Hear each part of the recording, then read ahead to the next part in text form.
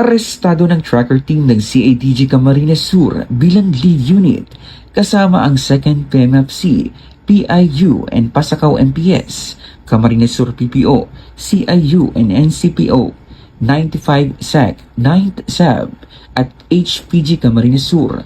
Ang isang lalaking nakatala bilang rank 10 Regional Most Wanted Person sa isinagawang operasyon sa Barangay Odicon, Pasakaw, Camarines Sur.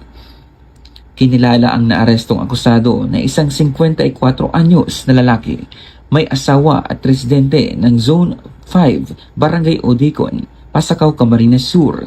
Bandang alas 11:55 ng gabi nang ikasa ang operasyon ng mga nasabing operatiba sa bisa ng warrant of arrest para sa kasong statutory rape na inisyo ng RTC Branch 6, Naga City, Camarines Sur na walang inirekomendang piyansa. Ang nasabing akusado ay kasalukuyang nasa kustodiya na ng otoridad para sumailalim sa kaukulang disposisyon at dokumentasyon. Mula dito sa Legazpi City, ako ang inyong PNN Correspondent, Police Corporal Brian Imperial, alagad ng batas, tagapagkuyod ng balitang pulis.